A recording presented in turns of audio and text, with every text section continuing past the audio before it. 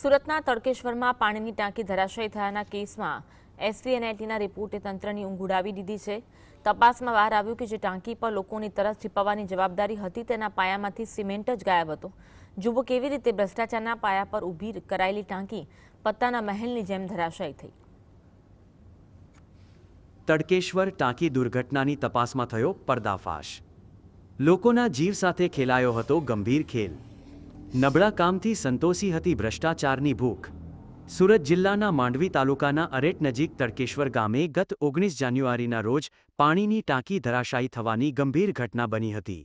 આ અકસ્માતની તપાસ કરી રહેલી નિષ્ણાત ટીમોએ હવે ચોંકાવનારા ખુલાસા કર્યા છે। આ દુર્ઘટનાની ટેકનિકલ તપાસ સુરતની એસવીએનઆઈટી અને ગુજરાત એન્જિનિયરિંગ રિસર્ચ ઇન્સ્ટિટ્યૂટ દ્વારા કરવામાં આવી હતી। આ બંને પ્રતિષ્ઠિત સંસ્થાઓના લેબોરેટરી રિપોર્ટમાં આયોજનબદ્ધ ભ્રષ્ટાચારના પુરાવા મળ્યા છે। તપાસ અધિકારીઓએ ટાંકીના અલગ અલગ ભાગોમાંથી કુલ 13 સેમ્પલો લીધા હતા।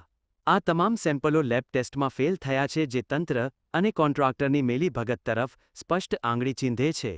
રિપોર્ટ મુજબ ટાંકીના પાયામાં જ ગંભીર બેદરકારી રાખવામાં આવી હતી। જે પાયા પર હજારો ટન વજન ટકવાનું હતું તેમાં નિર્ધારિત માત્રાના બદલે માત્ર 30% જ સિમેન્ટનો ઉપયોગ કરવામાં આવ્યો હતો। બાંધકામમાં વપરાયેલું અન્ય મટીરીયલ પણ નિર્ધારિત ધોરણો કરતાં 50% નબળું હોવાનું બહાર આવ્યું છે। પાયામાં સિમેન્ટના બદલે રેતી અને હલકી કક્ષાના પથ્થરો ભરી દેવામાં આવ્યા હોવાનું તપાસમાં જણાયું છે।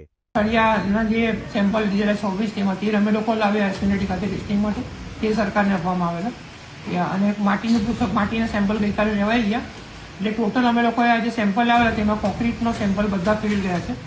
મને એમ 30ના કોન્ક્રીટ માટે 25 થી 30ની વચ્ચે મજબૂતાઈ આવે એવું કોન્ક્રીટ જોઈતું હતું ટેન્ડર પ્રમાણે। એની જગ્યાએ અમારી પાસે 8 થી 18ની વચ્ચે અમે જે લેબોરેટરીમાં પોળ્યા કોન્ક્રીટના પોર એમાં રિઝલ્ટ એટલે ઘણું ઓછું રિઝલ્ટ મળ્યું છે કોન્ક્રીટનું। નિષ્ણાતોના મતે આટલા નબળા માળખાને કારણે ટાંકી પાણીનું વજન સહન કરી શકી નહીં અને પત્તાના મહેલની જેમ ધરાશાયી થઈ ગઈ। આ કોઈ કુદરતી હોનારત નહીં પણ માનવ સર્જિત બેદરકારી છે। પ્રાથમિક તપાસમાં એવું કહી શકાય કે ભાઈ કોન્ક્રીટની ક્વોલિટી બહુ પુઅર હતી, વર્કમેનશીપ પણ એની પુઅર હતી, બરાબરમાં કોન્ક્રીટ કોમ્પેક્ટ નહીં કરેલું હતું અંદર, એની રીતે પણ એવું કહી શકે। હનીકોમ્બ પણ જોવામાં આવ્યું અને જ્યારે ટાંકી પડી ગઈ ત્યારે ઘણા બધા એના ટુકડા થઈ ગયા, એની પરથી પણ આપણે કહી શકીએ। હાલમાં માત્ર લોખંડ અને કોન્ક્રીટનો જ ટેકનિકલ રિપોર્ટ તૈયાર થયો છે। આ રિપોર્ટના આધારે હવે જવાબદાર કોન્ટ્રાક્ટર અને અધિકારીઓ સામે કડક કાર્યવાહી માગણી થઈ રહી છે। અમીશ ચાવડા, GSTV બારડોલી।